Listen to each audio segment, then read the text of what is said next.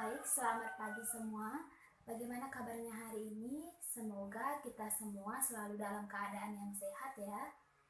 Nah, jadi pada kesempatan kali ini saya akan membahas atau mengulas teori terkait dengan cara bagaimana perusahaan bisa mengatur biaya-biaya perusahaan di masa pandemi COVID-19. Nah, sebelum itu ada baiknya saya memperkenalkan diri terlebih dahulu. Perkenalkan, nama saya Komeng Rina Martini, NIM 29, Prodi S1 Manajemen, dan sekarang saya masih semester 3. Nah, jadi untuk teman-teman semua, itu sedikit perkenalan dari saya. Jadi sebelum memulai presentasi ini akan saya buka dengan panganjalimat. Om Swastiastu. Nah, jadi untuk mempersingkat waktu, presentasi akan segera saya mulai. Untuk teman-teman semua, harap stay terus ya. Nah, baik, untuk teman-teman semua, seperti yang saya katakan di awal, jadi pada kesempatan kali ini saya akan membahas bagaimana cara perusahaan untuk mengatur biaya-biaya perusahaan di masa pandemi COVID-19. Nah, namun sebelum itu, saya akan membahas terlebih dahulu apa itu virus corona.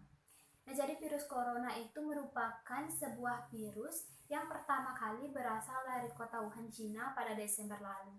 Yang dimana virus ini sudah sangat meresahkan masyarakat, korban jiwa pun terus berjatuhan dan ekonomi nasional pun menjadi terganggu. Nah, jadi untuk para pemilik bisnis di sini harus pandai dalam memutar otak agar bisnis mereka tetap berjalan dengan baik. Misalnya, para pemilik bisnis UKM yang harus terus berusaha melewati masa krisis agar bisa tetap eksis.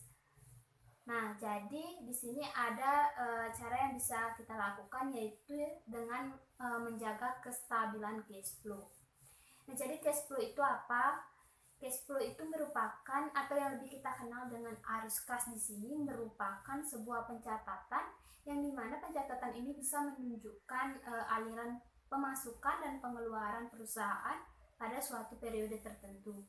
Jadi cash flow ini sangat penting digunakan terutama bagi perusahaan yang baru berkembang. Nah, jadi segala strategi dan langkah yang dilakukan perusahaan tersebut harus berdasarkan arus kas perusahaan. Nah, yang menjadi pertanyaan, lalu bagaimana cara perusahaan untuk mengatur biaya-biaya perusahaan di masa sulit seperti ini? Nah, jadi berikut saya akan bagikan tips atau cara bagaimana perusahaan bisa mengatur biaya perusahaan di masa pandemi COVID-19. Nah, untuk tips yang pertama adalah hemat biaya produksi. Nah, jadi untuk para pemilik bisnis, penting halnya kita untuk mengetahui dan mengkalkulasikan berapa banyak biaya produksi yang kita perlukan dalam proses pembuatan suatu produk atau barang. Nah, biaya produksi sendiri merupakan akumulasi dari biaya-biaya yang kita butuhkan dalam memproduksi produk atau barang. Misalnya, biaya pembelian bahan baku, biaya gaji karyawan, biaya transportasi, dan lain sebagainya. Nah, jadi setelah kita mengetahui berapa banyak biaya produksi yang kita perlukan, jadi cobalah kita untuk bisa menghemat biaya produksi tersebut. Nah, dengan cara mungkin membeli bahan baku sesuai dengan kebutuhan saat ini, kemudian menjaga peralatan produksi yang kita gunakan untuk menghindari pembelian peralatan yang baru, sehingga kita bisa menghemat biaya produksi yang kita perlukan dalam membuat suatu produk atau barang. Jadi untuk tips yang kedua adalah menekan biaya pengeluaran. Nah, jadi setelah kita mengetahui berapa banyak biaya produksi yang kita butuhkan, selanjutnya adalah kita harus bisa membatasi dan memprioritaskan pengeluaran pada saat ini. Nah, kita sudah membatasi pengeluaran dengan cara menghemat biaya produksi. Selanjutnya adalah kita harus bisa memilih anggaran mana yang dirasa sangat berdampak bagi bisnis kita dan anggaran mana yang harus dikurangi sehingga pengeluaran tersebut tidak terlalu banyak dan tidak mengalami kerugian yang cukup besar. Nah, jadi tips yang ketiga adalah tunda investasi dan ekspansi bisnis. Nah, menambah inventaris dan mengekspansi bisnis tentulah hal yang penting dilakukan, terutama dalam daya saing perusahaan.